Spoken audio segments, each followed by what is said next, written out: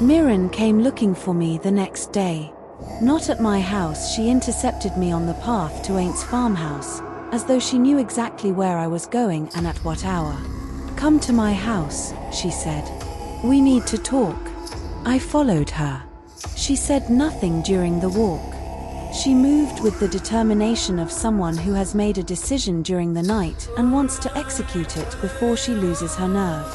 In her kitchen of books, she served me chamomile tea and sat across from me. Her eyes were puffy. She had been crying or had not slept. Probably both. "You showed me the spectrogram," she said. "The frequencies of what your machine records at night. They're the same as ours." I nodded. "Of course they're the same," Miren said. "Because we speak the same language. We speak it with our mouths. What lies beneath speaks it with everything else." I asked what she meant by what lies beneath. Miren removed her glasses, rubbed her eyes. She looked like a teacher preparing to explain something her pupils are not ready to understand.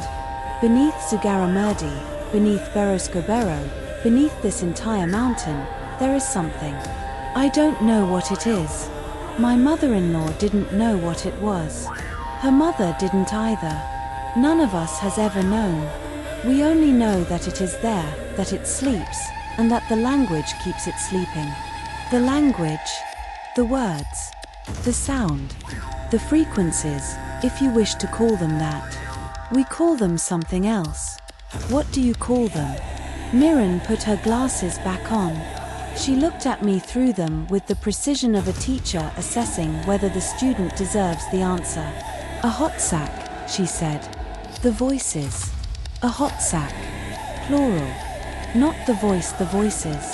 I asked why plural. Miren shook her head.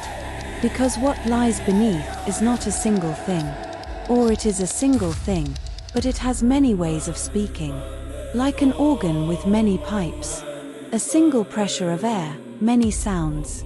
I asked what exactly the language did. What the three of them did when they spoke it. "Maintenance," she said, and the word sounded strange in her mouth, too technical for what it described. "Every so often, the three of us go to Beroscobero and recite the sequence. The complete sequence. It has 3 parts, one for each voice. The 3 together produce something that calms what lies beneath, returns it to deep sleep. If we don't recite, it rises. Slowly. Year by year. Centimeter by centimeter. Like water seeking a crack. What happens if it rises all the way?" Miren stood. She went to the shelf and took down a book on the geology of the Pyrenees. She opened it to a tectonic map. "This," she said, pointing to the mountain range, "is not dead rock. The Pyrenees were formed when the Iberian plate collided with the European plate. The collision is still active. There is accumulated tension. If something disturbed the deep equilibrium." She fell silent. Closed the book. "I'm not talking about earthquakes. I'm talking about the mountains, remembering that before they were mountains they were fire. I went to the cave that afternoon. I needed to see it. I needed to be inside something that the keepers had been guarding for centuries. The cave of Zugarramurdi is a natural tunnel 120 meters long, carved by the river Olabedia over millions of years. The main entrance is a stone arch 15 meters high, an enormous, dark mouth with the river emerging below it like a tongue of water. Inside, the ceiling rises in an irregular vault of limestone, and daylight enters from both ends of the tunnel, creating a chiaroscuro effect that would have made Caravaggio weep. There were no tourists. November. Rain. The cave was mine. I entered through the main mouth and walked toward the center of the tunnel, where the darkness is densest.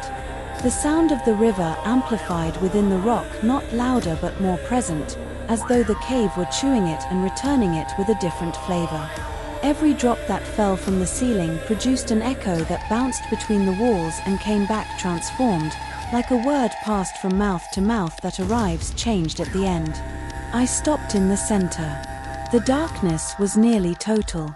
Only the grey light from both ends of the tunnel, distant, insufficient. The river passed at my feet with a murmur that already felt familiar. It was not the murmur from beneath my house, but it was related to it, like two dialects of the same language. And then I did something that a rational part of my brain knew I should not do. I pronounced Miren's 3 words. The ones that supposedly meant good morning. I said them aloud, in the cave, alone. The echo returned them. But the echo added something. Not an acoustic distortion. Not a multiplied reverberation. A new word. A 4th word that I had not spoken. The echo carried it from the depths of the cave, or from deeper still, from beneath the cave, from beneath the rock, clear and defined, as though someone had been waiting for my greeting to reply. I did not know what it meant. But my throat did. I felt my vocal cords tense on their own, my diaphragm adjust the pressure, my mouth begin to form the answer before my brain had processed the question. My body wanted to respond. It wanted to speak the language. It wanted to join the conversation. I covered my mouth with my hand. Not because I was afraid of what I might say, but because I was afraid of how natural it felt. How easy it was. How much it resembled coming home. I came out of the cave breathing as though I had run a kilometer. The rain struck my face, and it was a relief, something real, something that meant nothing, something that was simply water falling from the sky as it always has. Jones was on the other side of the river, leaning against his 4x4, arms crossed, with the expression of someone who has been waiting a while. 28 years old. Tall, lean but strong, with the build of a stockman that comes not from the gym but from hauling bales of hay and chasing sheep across hillsides. Dark hair cropped close, a broad jaw, eyes he had inherited from Conchi, the same black intensity, the same ability to look at you as though reading something not written on your face but beneath it. What were you doing in there? It was not a friendly question. Acoustic research. The cave has unusual reverberant properties that... You were speaking. I fell silent. How did he know? He could not have heard me from outside. The cave absorbs interior sounds. Unless he did not need to hear me to know. Listen, Jones said, and now his voice was not hostile but weary. I don't know what you think you're doing here. I don't know what Miren has told you, or what Ain will tell you if you let her. But my grandmother has spent her whole life looking after something that you intend to put in an academic paper, and that is not going to happen. Not while I can prevent it. I asked what exactly his grandmother looked after. Jones clenched his jaw. I don't know. She's never told me. But when I was small, I followed her into the forest one night. I was 8. I saw her in Beroscobero, with Miren and Ain, kneeling in the meadow, speaking in something that wasn't Basque. The earth was glowing beneath them, orange, as though there were embers under the grass, and it made a sound like an enormous animal breathing in its sleep. He fell silent. He spent a moment staring at the river as though it might help him find the words. I don't know what's beneath that mountain, he said. But I know my grandmother has spent her entire life making sure it stays down there. And if you, with your university and your recorders and your spectrograms, manage to stop what she does from working. He looked at me directly. My grandmother says you have the eyes of someone who was here before. A long time ago. Who? She won't tell me. But when she speaks of that person, she speaks with respect. And with grief. As though it were someone she loved and lost. He climbed into the 4x4. Before starting the engine, he lowered the window. Be careful with Landa. He's been asking questions for 5 years and I've never seen the answers. He drove off. I stood alone in the rain, with the 4 words circling in my head, Miren's 3, and the one the cave had added like a melody you cannot stop humming. Like a name your tongue remembers though your memory has forgotten it. That night I woke standing up. Not in bed. Standing in front of the open window, the window Garazi had told me not to open at night, my face drenched with fog and my bare feet on the stone floor.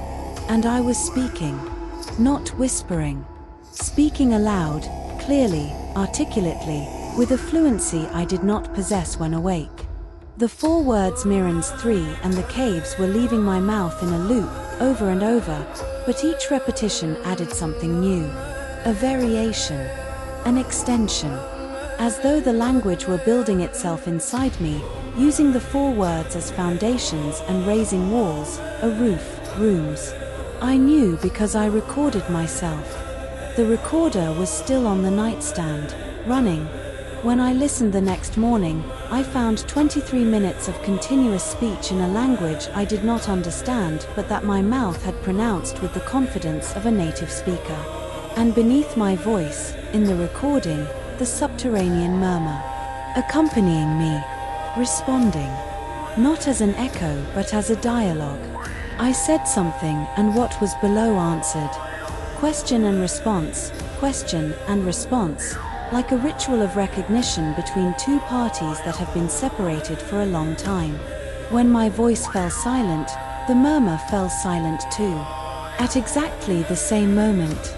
As though we were the same thing breathing with 2 sets of lungs. I closed the window. I sat on the bed. I looked at my hands.